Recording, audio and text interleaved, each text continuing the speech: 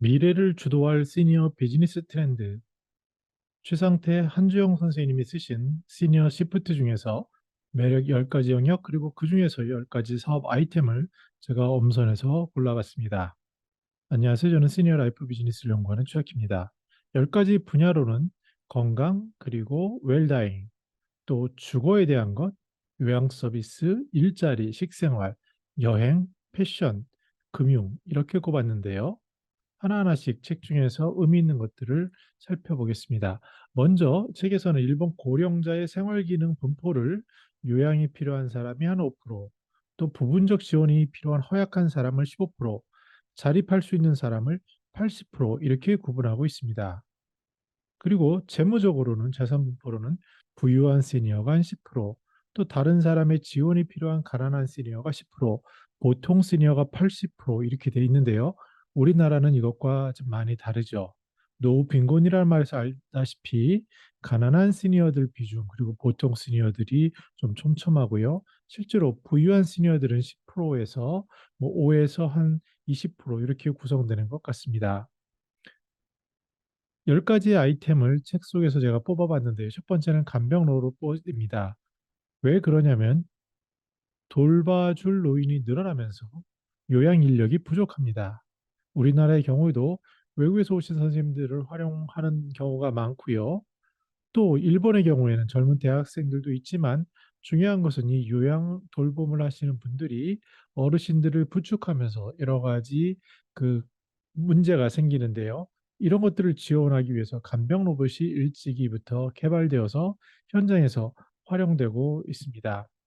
피트니스 센터 또한 단순히 운동만을 위해서가 아니라 커뮤니케이션을 위한 사교의 장으로 쓰이게 되는데 이왕이면 지역사회에서 또 건강한 삶에서 벗어나지 않기 위해서 집을 나와서 피트니스 센터로 향하고 있다라고 이야기합니다.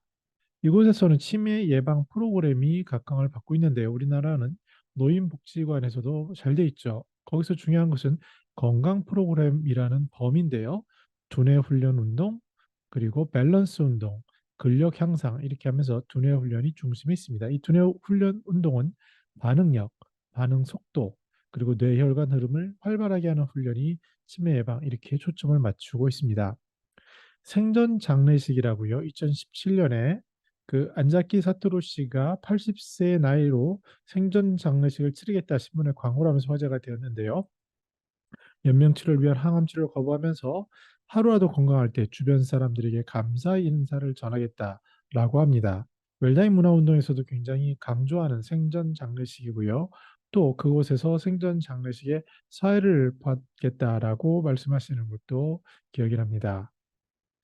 AIP, Aging in Place라고 하죠. 또 R을 붙여서 Right Place, 적합한 곳. 여기서 더 나아가서 Community 이렇게 나아가고 있습니다.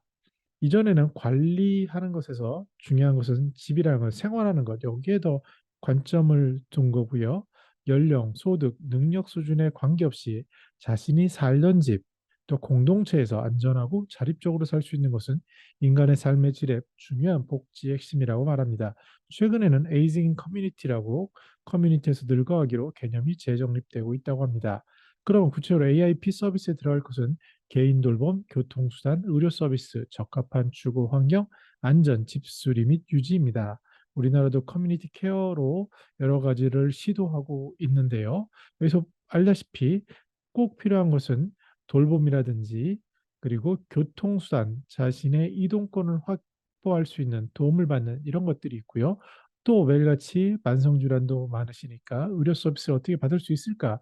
이것들을 최근에는 간호사 선생님들이 집으로 찾아갈 수 있게 이러한 제도들의 개선들이 조금씩 일어나고 있습니다. 또한 눈에 띄는 것은 시니어에게 필요한 서비스 찾아주기라는 게 있는데요. 기본 개념은 자식들은 바쁘고 누구라도 가벼운 대화 아니면 혼잣말을 들어줄 사람이 있는 것만으로도 마음의 평안을 찾는다라고 합니다. 부모 사랑 효돌 반려 로봇은 이러한 기능을 대신하는데요.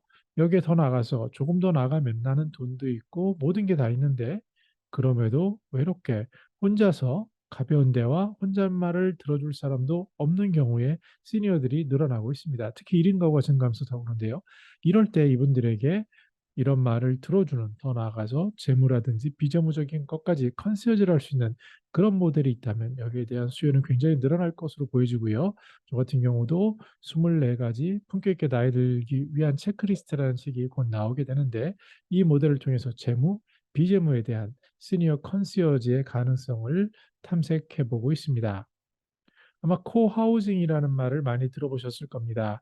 주변에도 김수동 이사장께서 여백이라는 곳에서 아주 행복한 삶을 사는 것을 옆에서 보고 있는데요. 근데 우리 전 세계에서 최초의 시니어 코하우징 미드고즈 그룹펜이라는 곳에서의 고민의 시작은 이렇다고 합니다.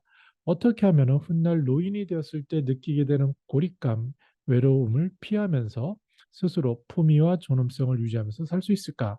이것이 고민의 시작이었고 해답으로는 그럼 내가 좀 건강할 때 내가 거주할 곳을 직접 고르고 또 삶의 질을 높이기 위해서 혼자가 아니라 뜻이 맞는 사람들과 함께 살면 된다.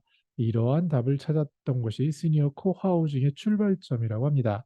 중국의 경우에는 자산이 많은 여성인 경우에 앞으로 혼자 살 거니까 뭐 좋은 펜션을 미리 져놓자라는 그런 사람들도 있고 한데요. 중요한 것은 이렇게 같이 살자라고 하지만 여러 가지 문제점에 부딪힐 수 있고 또 같이 사는 것도 좋지만 너무 이동에 제한을 받는 위치에 자리 잡다 보니 나이가 들면서 그곳에서 발생할 여러 가지 문제점들이 노출되고 합니다. 그래서 에이징 인 커뮤니티, 에이징 인 플레이스 같은 개념이 더욱더 강조되는데 중요한 것은 이러한 시스템을 어떻게 우리들이 서로 스스로 만들어가고 스스로 고르고 할 수 있는지 그리고 또 특히 세대 간 소통하는 것까지 어떻게 테스트할 수 있을지 여러 가지 더욱더 부각되는 그러한 개념이라고 생각이 듭니다. 물론 이 책에서도 그렇게 얘기합니다. 여기는 부자 나라인 경우니 그러니까 연금을 많이 젊었을 때 벌어서 많이 받으니까 이런 게 될 수 있지 우리나라는 그렇지 않을 거야라고 얘기를 하는데요. 점차 우리도 어디서 누구와 무엇을 하면서 살지에 대한 고민의 난이도 그리고 고민의 깊이는 더욱더 커질 것으로 보여집니다. 책에서는 또한 홈케어 서비스의 영역을 얘기하고 있는데 실제로 우리 삶에서 어떤 것들이 관심 있을지 살펴보면요. 약 복용 관리, 목욕 및 몸단장, 식사 및 배변, 여행 및 이동 지원, 모닝콜, 운동과 치료 도움, 쇼핑 및 심부름, 세탁, 청소, 취미 생활, 독서 교재 이렇게 뽑고 있습니다.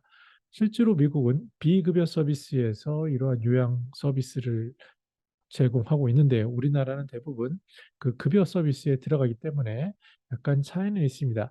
그래서 우리는 별도로 약복용 관리라든지 즉 병원 동행하는 서비스가 등장을 하고요. 또 방문 목욕 서비스.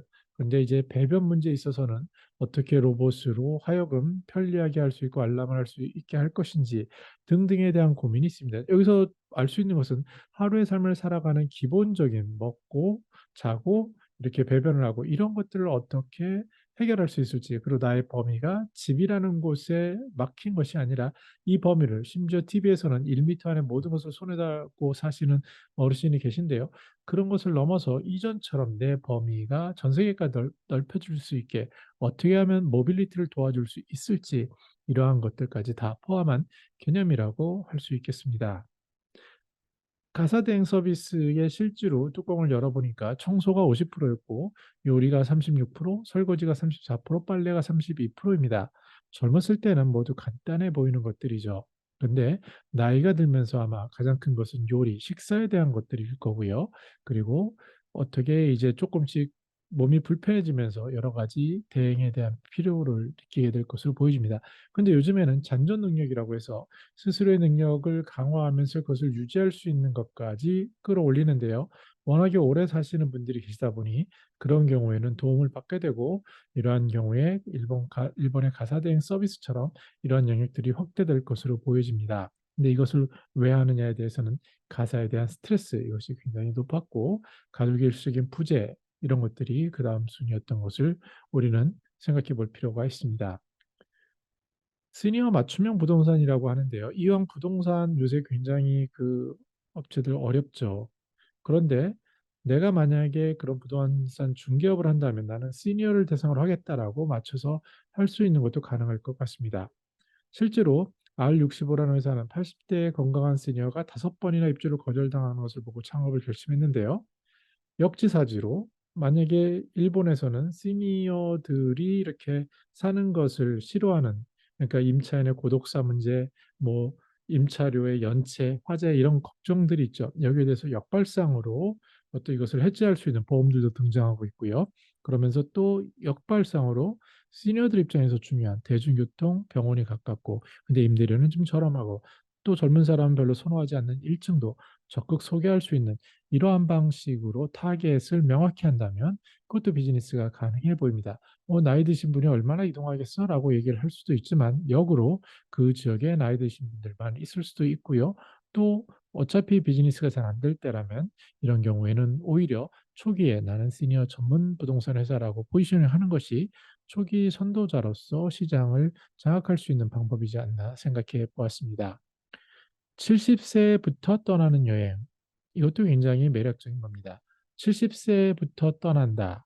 여기서는 어디에 갈까는 아닌 것 같습니다. 이때 73세, 75세가 되면은 몸에 이제 불편함을 현실적으로 느끼게 됩니다. 그래서 이동 반경이 줄어들게 되는데 그때 질문은 어디에, 누구와 가서 무엇을 할까인데 아마 이 중에 가장 핵심적인 것은 내가 사랑하는 손자녀라든지 내가 사랑하는 편한 친구라든지 또 거기서 무엇을 할까 핵심은 내가 좋아하는 음식 이렇게 될 것 같습니다. 그래서 이 여행에는 하루에 뭐 많아야 3개, 주로 평균 하나 정도 일정을 정하고요. 숙소에는 가급적 일찍 도착하고 아침에는 느긋하게 출발하고 식사는 맛있는 음식을 뭐 조금씩 소화가 잘 안 될 수도 있으니까 조금씩 하고 또 장시간 걷지 않고 버스 탑승 인원을 제한하고 1시간마다 휴식하기 이렇듯 세심한 배려를 하는 여행사가 있다라는 소식이 책에 소개되어 있습니다. 정리해 보겠습니다. 세심한 배려를 위해서 꼼꼼한 이해가 필요한 거고요. 그리고 시니어 삶에 있어서 건강이나 현금 흐름, 시간의 변화가 있다라는 것을 아마 역지사지로 생각해 본다면 이분들의 필요한 것은 삶이 줄어들고 고립되는 것이 아니라 삶의 시간, 공간이 이동되고 여전히 열려 있는 이전과 같은 그러한 삶이지 않을까 생각해 보았습니다. 저는 더 나은 시니어 삶 공동체를 연구합니다. 감사합니다.